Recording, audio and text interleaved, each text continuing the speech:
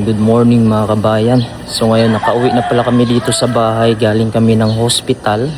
Kasama ko po yung anak ko. Nalabas na namin kahapon. So kuwan lang mga kabayan, very disappointing lang. At umalis kami doon sa hospital nang hindi pa sana oras na ma-discharge yung anak ko. Dahil sa mga nangyari, hindi namin ginusto yung nangyari doon sa hospital. Hindi ko na lang po sasabihin kung anong klaseng hospital yon para for privacy na lang at para hindi na din masira yung hospital, kasi alam kong may iba pa naman dyan na mga nurse na matino, ayos yung serbisyo, wala namang problema sa hospital. Yun lang talaga, yung ibang nurse ay hindi namin nagustuhan yung kanilang serbisyo simula pa mga kabayan nung dumating kami. Ang nangyari kasi, itong hospital na ito mga kabayan ay dito na na-admit yung anak ko. May history na siya dito last year, kaya na-desisyonan namin na dito dalhin yung anak namin. Hindi ko kasi alam dito sa dinala namin sa bayan mga kabayan, no, kung saan yung magandang hospital, maganda yung serbisyo, kasi hindi ko nga na-experience na madala ko yung anak sa hospital kasi madalas ako na sa abroad. Si Amaya nga ay nagkasakit. Yung time na yun mga kabayan na sobrang init siguro sa sasakyan namin kasi wala siyang aircon. Doon sila sa harap ni Mrs.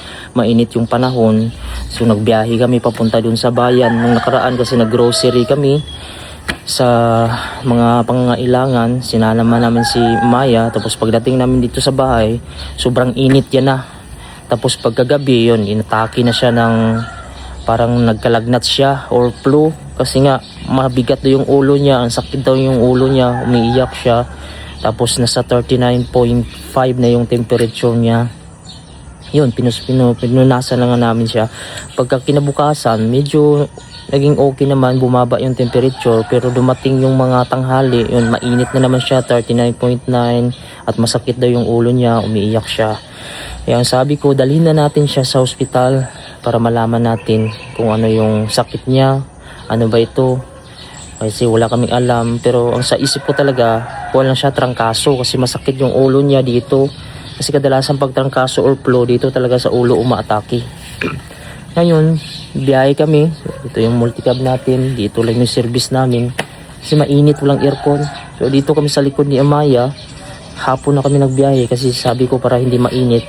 So naglapag lang kami doon ng parang foam. Tapos kinukubiran ko lang siya kasi mainit yung panahon, tapos umiinit pa siya. Doon kami nakapag-decide pupunta sa may hospital kung saan siya na-confine dati kasi mayroon siyang record, mayroon siyang pneumonia at saka hindi ko lang kailang balik pa siya doon na isang beses. Magdating namin doon at pinunta namin siya doon sa may yung nag-check up information. Ayun, kinuhanan siya ng temperature. Ayun, yung temperature niya ay umabot sa 38.8 ata, mag 39 na. Sobrang init niya. Sabi nung nurse doon, i-admit nyo na ito. Sabi ko, kayo po, makapag-decide kayo kung ano yung decision nyo. Sabi niya, i-admit na natin to kasi mainit, basta umaabot na din sa 38 to 39, na-admit na daw yung bata. O sige po. In-admit namin, so nagantay kami dun sa baba. Kasi kailangan pa naman siya kunan ng pangalan, lagyan ng dextrose. Yun, pagpasok namin doon, umiiyak na si Amaya kasi parang may phobia siya sa mga nurse. Hindi ko lang alam. Or doon sa may karayom. Kasi masakit ngayon mga kabayan, tutusok sa anak mo. So parang hindi ko kinakaya na makita yung anak ko na ganun. Kasi para siyang kinakatay na nakakaawa. Kung pwede lang nga sa akin lang ilagay yung sakit, i-transfer sa akin mga kabayan, no? Gagawin ko talaga para sa anak ko, wag lang siyang masaktan. So wala tayong magawa kasi siya nga may sakit. Nilagyan na siya ng dextrose doon. Pagkalagay sa kanya sa dextrose mga kabayan, grabe yung iyak niya talaga, naawa ako sa kanya. Parang gusto ko nang umuwi nga, wag ko na lang sana ipa-admit, pero sinadya ko talaga na i-admit siya kasi hindi na siya kumakain. Sabi ko, kahit magkaroon na siya ng dextrose, makakasurvive na siya dun sa hindi muna siya makakain kasi wala siyang gana. Pagkatrangkaso kasi wala siyang gana. So ngayon ang nangyari, lagyan na nga siya ng dextrose. Nag-aantay kami doon na may doktor na mag-check sa kanya, titingnan ba dito yung kuwan niya, kung ayos ba yung paghinga niya, meron ba siyang plema, meron ba siyang infection, ganun. So wala namang chinik dito. Ang ginawa nung doktor ba yun? In-interview niya lang kami, ano ba yung nangyari? Sabi namin, mainit siya, mataas yung kanyang temperature. Tapos sabi niya, ano pa yung history ng anak niyo? Sabi ko, meron po siya dating pneumonia. Sabi niya, inuubo ba siya ngayon? Sabi ko, hindi naman siya inuubo. Yun lang, masakit lang talaga yung ulo niya at mataas yung kanyang lagnat. Nag-record siya. Ano ba yung sakit niya? Nagtatai ba siya? Sabi namin, hindi naman siya nagtatai. So wala man siyang nilagay dito na hinga ka nga, hinga, ganun. Hindi niya chinik yung tiyan kung okay ba ba. So wala lang, in-interview niya lang kami. Hanggang doon, nalagyan na kami ng, nalagyan niya yung anak ko ng nag-aantay kami. Siguro may 1 oras din pag-aantay namin sa baba. Kasi sabi namin, magpa-private room kami. Ayaw namin doon sa may halo-halo ba. Kasi siyempre, anak yan.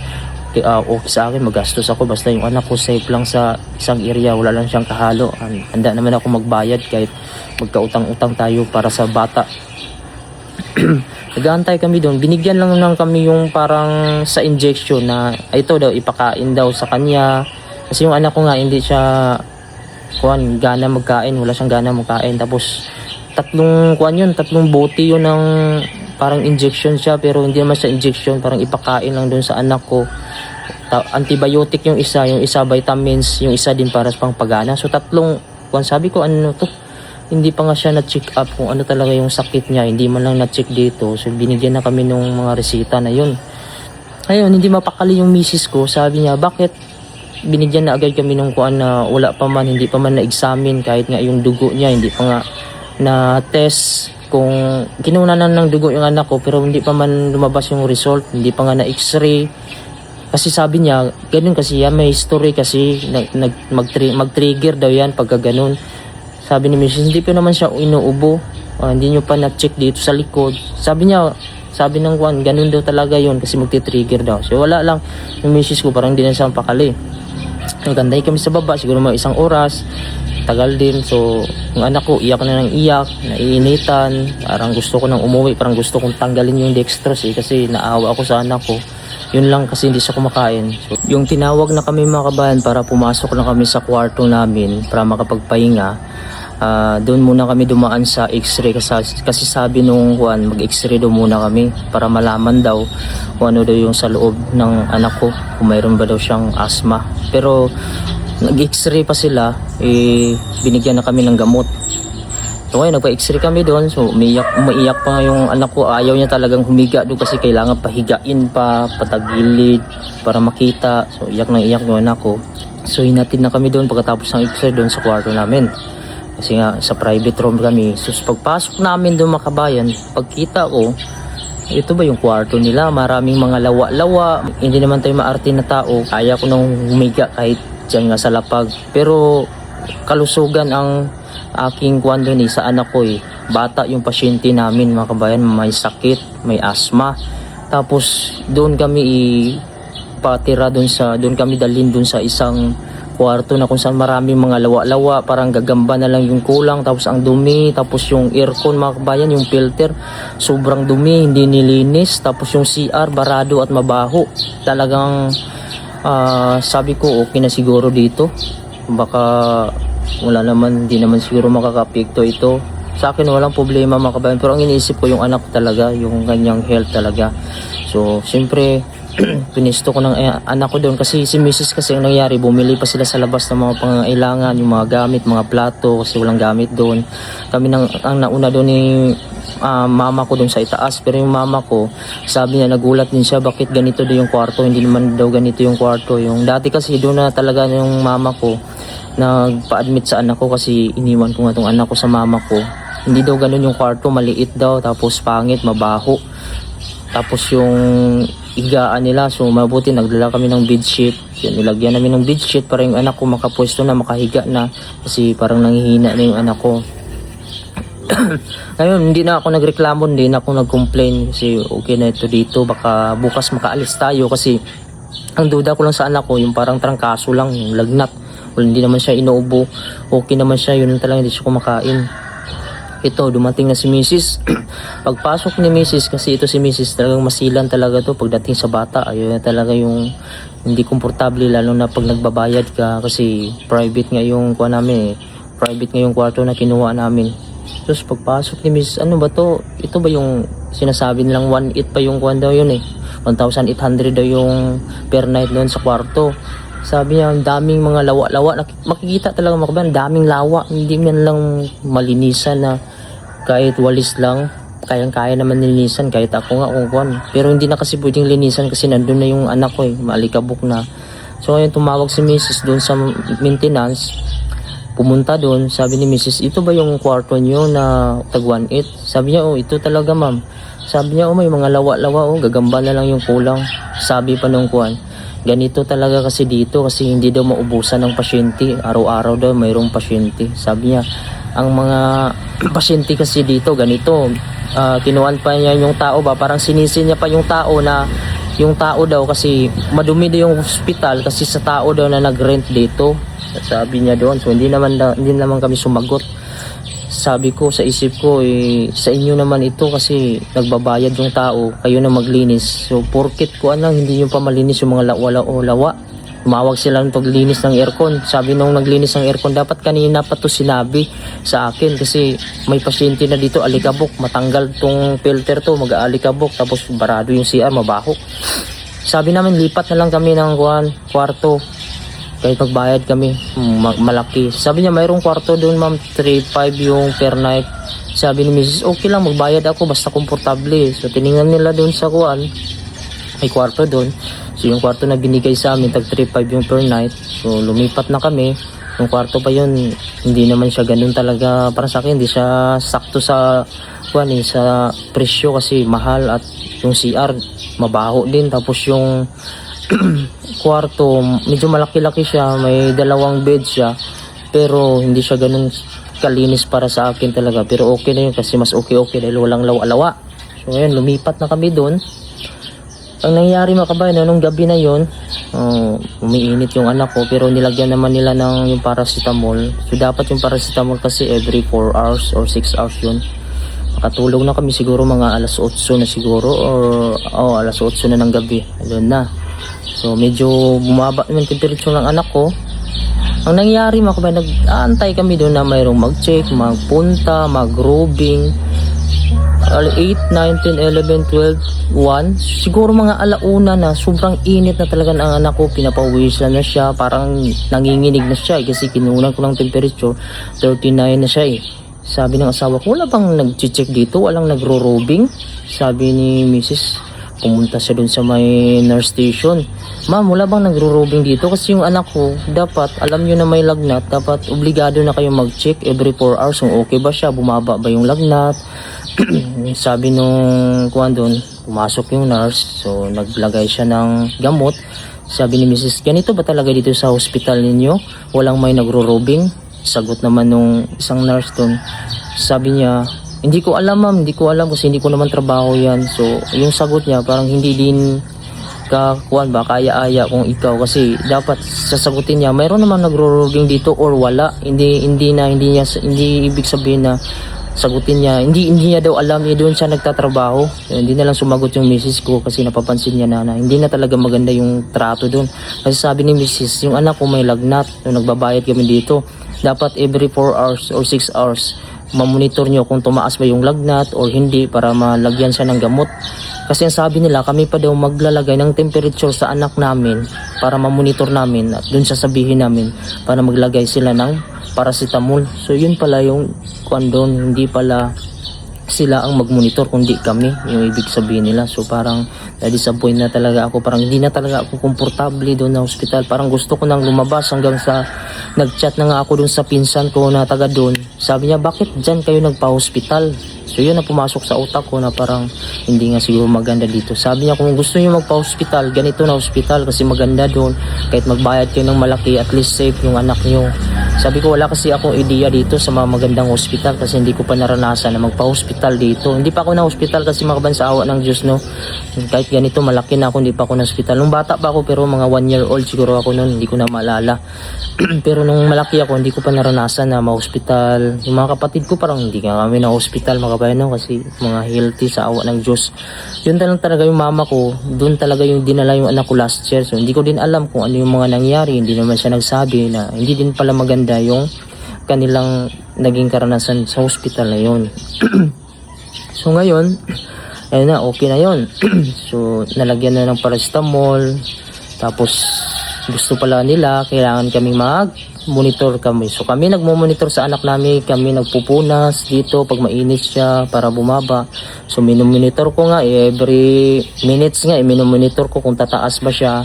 Ngayon pag tataas na naman, tatawag ako dun sa may nurse. Nurse, meron yung anak ko mataas na naman yung temperature. Minsan matagal sila pumunta, minsan 30 minutes, minsan nga abutin ng 1 oras bago sila pupunta. Kaya balikan na naman namin para kukulitin. Ang bagal talaga ng mga nurse nila doon. Kaya naisipan ko na lalabas na kami sana, lilipat kami ng ospital. So sabi ng pinsan ko nung nakunta ko, okay na yan dyan. Dyan na lang kasi nandyan na kayo. So okay na yon.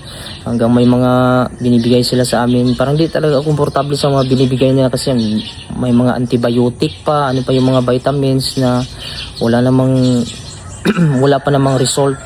So pagka kinabukasan, dumating yung result, sabi nakalagay doon, yung anak ko daw mayroong pneumonia. Tapos yung ihi niya daw mayroon daw konting nana. Ngayon, niresetahan kami naman yung antibiotic, yung para siguro to yun sa UTI, tapos yung para sa pneumonia. Tapos yung pinapakain sa anak ko, ayaw talaga kumain ng anak ko. Minsan, hinahawakan pa namin yung kamay niya, grabe nakakaawa talaga. Kailangan pang ipilit sa kanya na kainin yung parang vitamins at saka antibiotic. Kuwan talaga ipilit na painumin siya. Pero sa isip ko parang okay naman yun ako, hindi naman siya umuubo. Yun talaga sa kanya, kuwan lang, lagnat, init lang, yun lang mga kabayan. Kinabukasan ng mga kabayan, bago maggabi na, yung anak ko ay napansin ko yung kanyang dextrose kasi mga kabayan ay mayroong mga dugo tapos hindi na siya gumagana. Ayun, pinuntahan ko doon, nurse, baka pwede bang papuntahan yung dextrose ng anak ko, ganito na ROM kasi hindi gumagana. O sige sir, puntahan lang namin. So, bumalik ako sa kwarto, nagantay ako siguro mga 30 minutes. Hindi pa rin pinuntahan mga kabayan, hindi na tumutulo yung dextrose ng anak ko, yung dugo parang naiipon na. Pinuntahan ko, binalikan ko agad. Sabi ko, kanina pa kami nag-aantay doon kasi yung dextrose ng anak ko. Pasensya na kasi may kinuha pa yung nurse. So 30 minutes na may kinuha pa daw. Bumalik ako, maya nandun na yung nurse, pumasok sa kwarto. Hindi man lang siya, hindi ko alam kung kumatok pa siya. Basta pagpasok niya, wala siyang sabi-sabi, ay kunin ko na ha, ayusin ko na. Walang ganun mga kabayan. Parang labag pa sa kalooban niya yung pagpasok niya. Pagpasok niya, tiningnan niya yung dextrose kasi alam niya na, in-adjust niya. Ngayon, yung anak ko kasi may trauma, pagka may pumapasok ng nurse, umiiyak siya. Talagang iyak ng iyak talaga yung anak ko, ayaw magpahawak. Sabi ng anak ko, no, sabi naman, yung kamay mo, sabi ng nurse. Para talagang ang sakit talaga sa dibdib, lalo na yung asawa ko, parang manggagalaiti talaga siya. Kasi sabi ng nurse, yung kamay mo, alam niya na bata, hindi siya marunong magsabi na, yung kamay niya, hawakan niyo muna ha, kasi baka magkuhan siya. Kasi yung anak ko pumapalag na kasi natutrauma nga siya Bigla niya kasing tinusok yung kuwan doon ni mga kabayan. Hindi ko alam yung tinusok niya para siguro papasok yung dextrose. Binigla niya pa ganun mga kabayan. So umiyak yung anak ko kasi sabi ni Mrs. masakit na yun pagka bigla inatusok. Kasi doon pa lang sa baba, yung tinusok kasi yung anak ko, yung parang nilagyan ng gamot.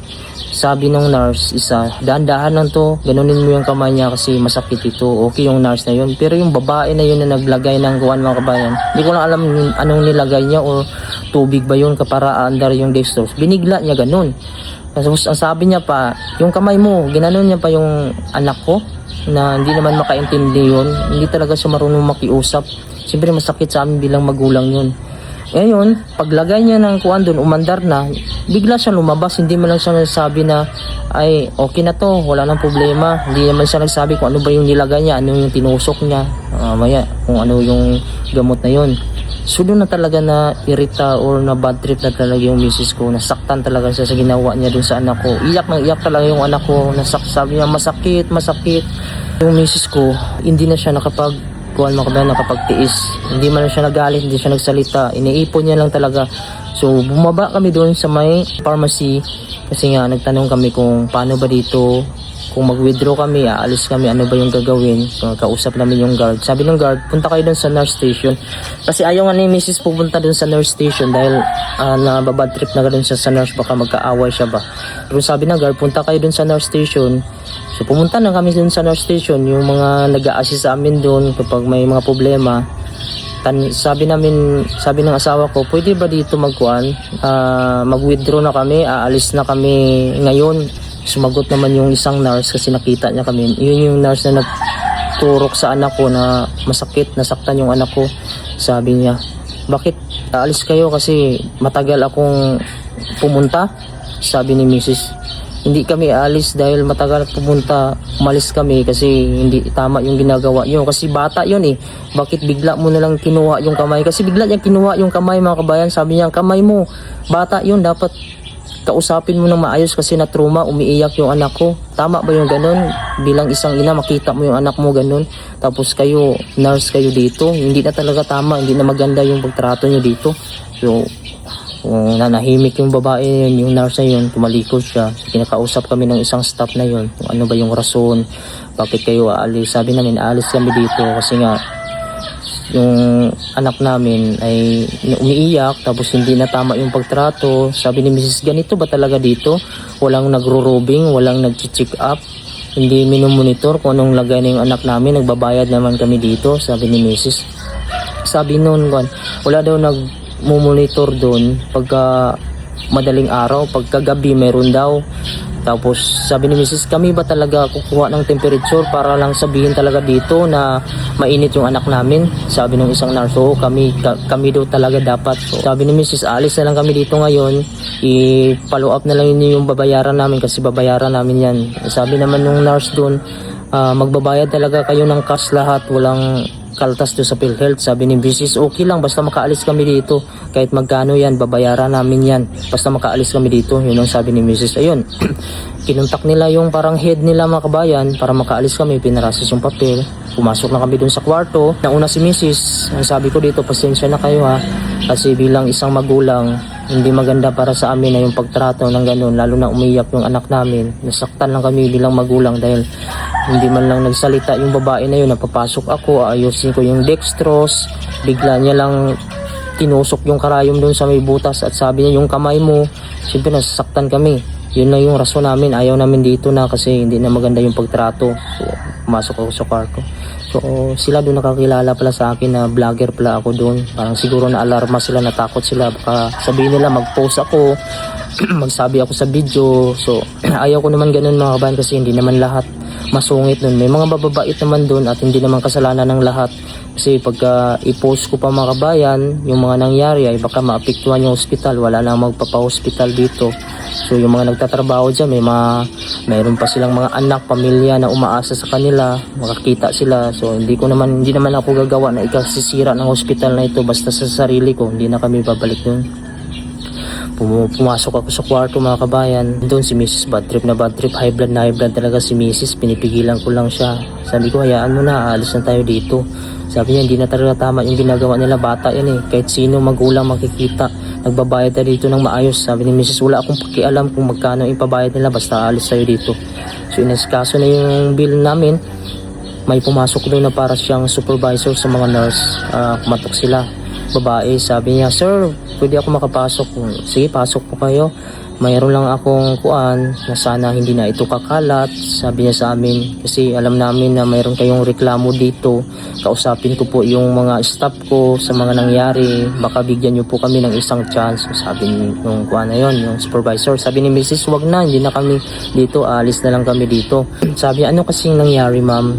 Ayun nga, yung anak kasi namin every 4 hours dapat kasi mayroon siyang monitor kung ano nang lagay kasi mataas yung temperature. Kami pa kasi ang nag-aasikaso dito na maglagay ng temperature, tapos sasabihin pa pala doon kung may lagnat yung anak ko. Tapos yung isang nurse kasi doon ako na bad trip, sabi ni Mrs. kasi pumasok lang siya at bigla lang nablot yung kamay ng anak ko at saka tinusok yung karayom doon sa may butas, sabay alis, hindi man lang siya nagpaalam. So hindi maganda yung ganun, sabi ni Mrs. Sabi nung supervisor, naintindihan ko ma'am na hindi tama yung ginawa ng isang staff ko. Siya daw humingi ng paumanhin na sana bigyan daw sila ng chance at para yung mga customer makabalik pa daw dito. Sabi ni Mrs. hindi na kami babalik dito ma'am. Buo na talaga yung desisyon namin na aalis kami dito. Naghumingi naman ng paumanhin yung supervisor sa mga nangyari. Sabi niya, alam namin kilala kayo namin ma'am na sikat kayo na vlogger.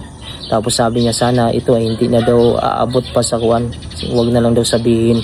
Sabi namin, hindi naman namin sasabihin ito, hindi naman namin sasabihin yung hospital. Sabi ni Mrs. Basta sa amin makaalis kami ngayon. Nakipagkamayan nga ako sa kanila. Sabi ko pasensya na din sa mga nangyari. Kasi ang sa amin lang makaalis kami ngayon. Makaalis kami ngayon. So wala na yun, nangyari na yung ganun.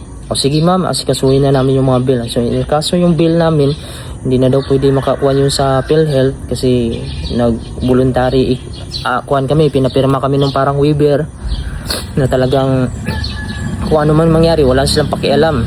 So binigay sa amin yung bill, siguro yung bill namin isang gabi at saka isang araw, mga 16,000. Ayun, binigay na sa amin ng bill, tapos anytime pwede na daw kami makaalis. So gabi na kasi yung mga kabayan, kaya sabi namin bukas na tayo aalis. Sabi namin bukas na kami aalis ng umaga. Sabi nila okay po bukas. So binayaran namin doon yung bill, yung gabi na yun mga kabayan. Pumunta kami sa may pharmacy kasi doon babayaran. Sabi ng pharmacy, pwede nyo pa itong ipunta sa yun, social worker ba yun, yung hihingi kayo ng kuwan para matulungan kayo. Sabi namin, wag na lang po kasi hindi naman daw yan pwede dahil sabi nila, cash daw yun babayaran. Pwede din nyo ito ilapit sa PhilHealth kasi para makaltas daw. Sabi kasi doon sa may itaas, hindi na daw pwede makaltas ito sa PhilHealth kasi nag-withdraw kami. Yun lang, binayaran namin ng cash mga kabayan para makaalis na lang kami doon. So pagbayad namin ng cash, kinabukasan nun, nantay na kami ng driver, so umalis na kami. Ang nangyari, pumunta kami dun sa kuwan mga kabayan, yung pa-check upan talaga ng mga bata, yung specialist. Kasi yung anak ko, mayroon siyang hospital dito or clinic mga kabayan na pinapa-check upan talaga sa kanya. Kapag tuwing umuubo siya, may mga record na din siya dun. So pumunta kami dun, nagpa-check up kami dun bago kami uwi ng barangay namin. Kasi yung anak namin mga kabayan, hindi na siya nilagnat nung time na yun, nung pagka gabi na yun, pagkatapos nung nagtalo, nawala yung lagnat ng anak ko, hindi na siya bumalik hanggang kinabukasan. Hanggang ngayon, hindi na po siya nilagnat, wala din siyang ubo, hanggang bumalik na din yung gana niya kumain mga kabayan, no? Pagka gabi na yun, bumalik na, kumain na yung anak ko kasi. Kaya nakapag-decide nga kami na magpa-check muna dun sa yung mga kuha ng mga bata, yung para sa mga bata. So nagpa-check up kami dun. May sabi namin dun sa doktora, yung anak ko galing ito sa na-confine kasi sabi doon mayroon doon siyang pneumonia, mayroon doon siyang UTI, nakita doon. So chinek siya. So pag check doon, mayroon siyang mga aparatos na dito nilalagay, pahingahin yung anak ko kung mayroon bang mga plema. Sabi nung kuan, wala naman, clear naman. Tapos sabi nung kuan, doktora, ang nangyari sa anak niyo, mataas yung temperature, flu lang daw yun. Kasi natural lang daw yun na tataas yung lagnat ng anak niyo.